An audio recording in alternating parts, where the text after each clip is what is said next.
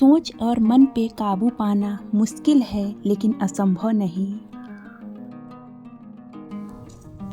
Hello दोस्तों, कैसे हो आप सभी। आई होप कि आप लोग बहुत अच्छे होंगे और स्वागत है आप लोग का मेरे न्यू ब्लॉग में। दोस्तों अभी शाम का समय है, तो चलिए आज हम अपनी शाम की शुरुआत करते हैं एक अच्छे से सुविचार के साथ। तो स्वामी विवेकानंद जी ने कहा है, हम वो हैं जो हमारी सोच ने हमें बनाया है।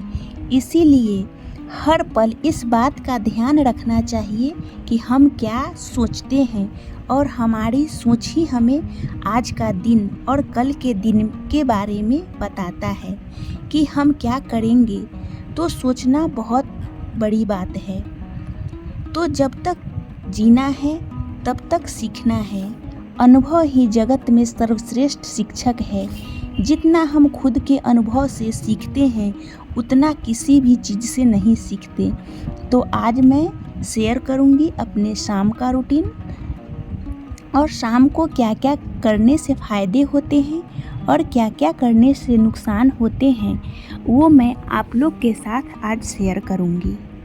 तो दोस्तों छोटी छोटी आदतें ही हमें अच्छाई की ओर ले जाती है और छोटी छोटी आदतें हमें बुराई की ओर ले जाती है और हमें नुकसान पहुंचा देती है।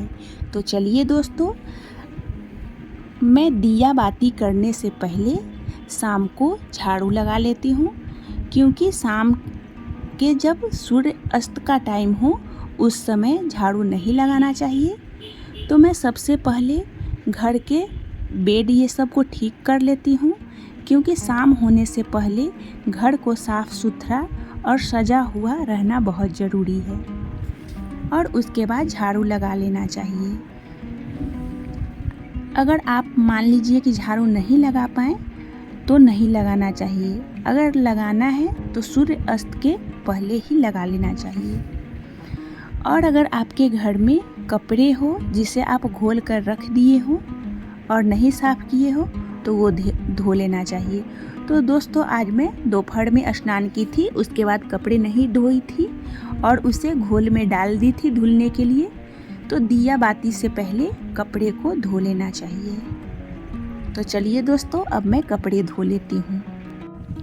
आज दोपहर में बहुत ही ज़्यादा काम हो गई थी, जिस वजह से मैं अब कपड़ा नहीं धो पाई थी। इसे घोल में डुबोकर ही रख दी थी कि बाद में धोऊंगी। लेकिन ऐसा होता है कि बाद में करने के चक्कर में होता है कि लेट हो जाता है।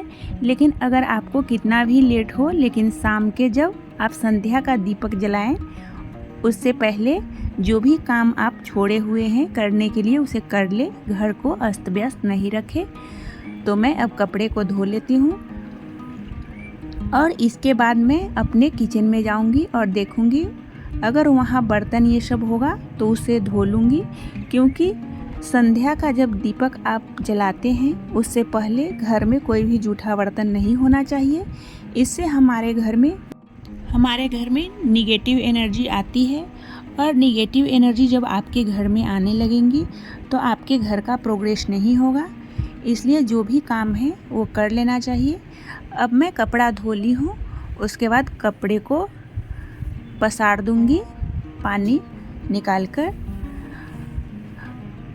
तो ऐसा होता है दोस्तों कि या तो सुबह के समय काम करने में मन लगता है, नहीं तो संध्या के समय। दोपहर के समय उतना काम करने में मन भी नहीं लगता है। तो मैं ज़्यादातर काम सुबह में करती हूँ या शाम में करती हूँ। दोपहर में भी काम करती हूँ, लेकिन ये सब काम नहीं करती हूँ, दूसरा काम करती हूँ।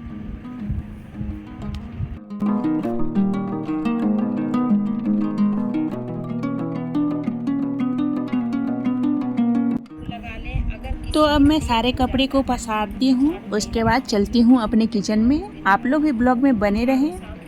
तो दोस्तों अब जो भी बर्तन है वो मैं धो लेती हूँ। संध्या का जो दीपक जलाया जाता है भगवान को, उससे पहले हमें जो भी जूठे बर्तन हैं उसे धो लेना चाहिए। कहीं कहीं पे घी का भी दीपक जलाया जाता है। तो घी का दीपक लेकर घुमाने से हमें घर में पॉजिटिव एनर्जी आती है और अगर जूठा बर्तन रहता है उससे निगेटिव एनर्जी आती है। इसीलिए बर्तन धो लेना चाहिए, फिर संध्या का ही दीपक जलाएं। तो यहाँ देखिए दोस्तों, अब मैं आ गई हूँ घर से बाहर और देखिए संध्या हो गया है। तो अब मैं दीपक जलाऊंगी। और हाँ, एक बात ध्यान ये रखना ज़रूरी है कि संध्या के समय जब दीपक जलाने का टाइम हो तो उस टाइम कहीं नहीं जाना चाहिए, अपने घर पे ही रहना चाहिए। मान लीजिए अगर आपको कहीं जाना है तो पहले दीपक जला लीजिए और संध्या के कुछ देर बाद ही जाइए। और ये नहीं है कि ये रूल सिर्फ घर की गृहिणी या महिलाएं ही फॉलो कर सकती हैं, लड़कियां नहीं कर सकती हैं। मान लीजिए कि अगर आपके घर में सारे काम लड़की ही करती है तो लड़की ही फॉलो करेगी, अगर महिलाएं करती हैं तो महिलाएं ही फॉलो करेगी। तो दोस्तों, मैं शाम का जो दीपक जलाती हूँ वो कपड़ा चेंज करने के बाद ही जलाती हूँ, क्योंकि दिन भर खाने पीने ये सब से कपड़ा जूठे हो जाते हैं। फिर जूठे कपड़े के साथ दीपक नहीं जलाना चाहिए। तो मैं हाथ पैर धोकर आ गई हूँ अब पूजा के मंदिर के पास। तो मैं शाम के समय ही घर का जो भी पूजा का बर्तन होता है उसको पहले साफ़ कर लेती हूँ और उसके बाद दिया जलाती हूँ। तो आप लोग ब्लॉग में बने रहें और देखें। हे प्रभु आनंद दाता ज्ञान हमको दीजिए, शीघ्र सारे दुर्गुणों को दूर हमसे कीजिए, लीजिए हमको शरण में हम सचारी बने, ब्रह्मचारी धर्म रक्षक वीर व्रतधारी बने, हे प्रभु आनंद दाता ज्ञान हमको दीजिए। तो दोस्तों, ये प्रार्थना मेरे पापा हम लोग को सिखाए थे बचपन में ही। हमेशा शाम के समय जब हम लोग को पढ़ने के लिए बैठाते थे उस टाइम सबसे पहले यही प्रार्थना करवाते थे।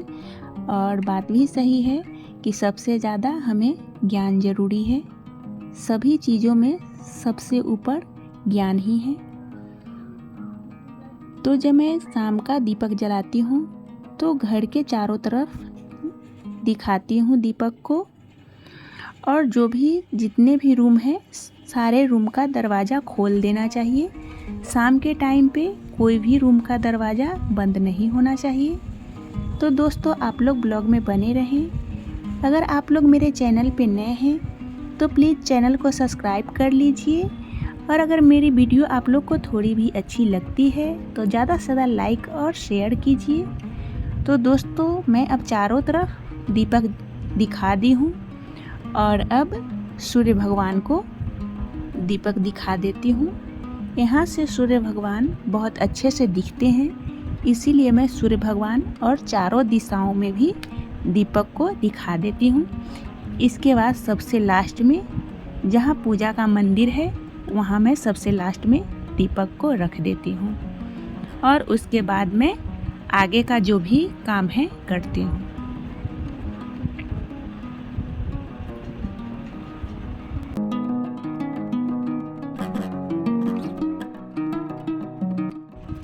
तो पूजा करने के कुछ देर बाद मैं और भी काम की, खाने की तैयारी की नाइट के।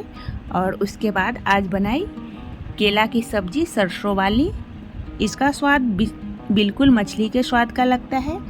और जब आंधी और बारिश आई थी तो ये मेरे केले के बगीचे में केला गिर गया था, तो उसी केला का आज मैं सब्ज़ी बनाई हूँ। और इसके बाद रोटी बनाऊँगी।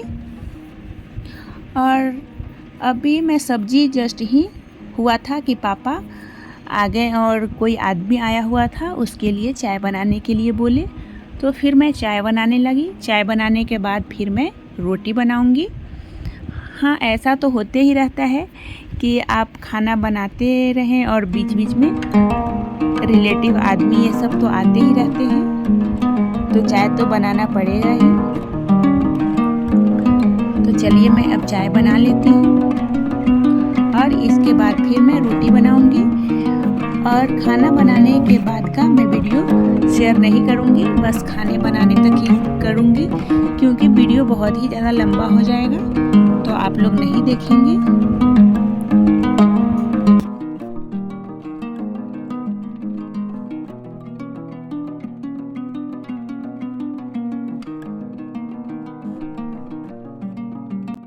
और अब चाय भी बन गई।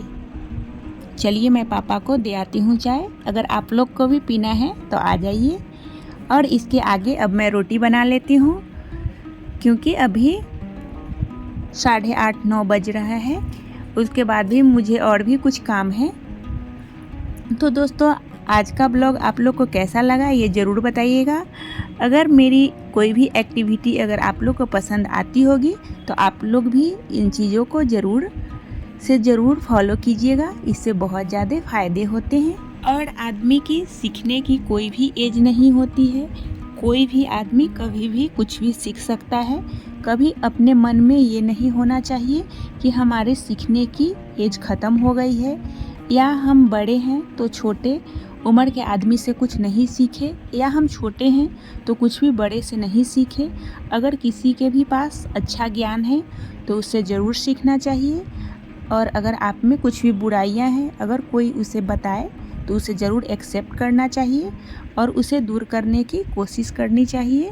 तभी हमारे अंदर जो भी खराबी है वो दूर होंगी, और जो भी निगेटिविटी है वो दूर होंगी। और जब निगेटिविटी हमारी दूर होंगी तो अच्छाइयाँ हमें आने लगेंगी, और अच्छाइयाँ आएंगी तो हम लोग ज़रूर आगे बढ़ेंगे एक ना एक दिन। तो इसी के साथ मैं अपना ब्लॉग को अब एंड करती हूँ, और कल के ब्लॉग में मैं मिलूँगी। तो आज के लिए बस इतना ही। मिलेंगे फिर नेक्स्ट ब्लॉग में। तब तक के लिए bye bye and take care.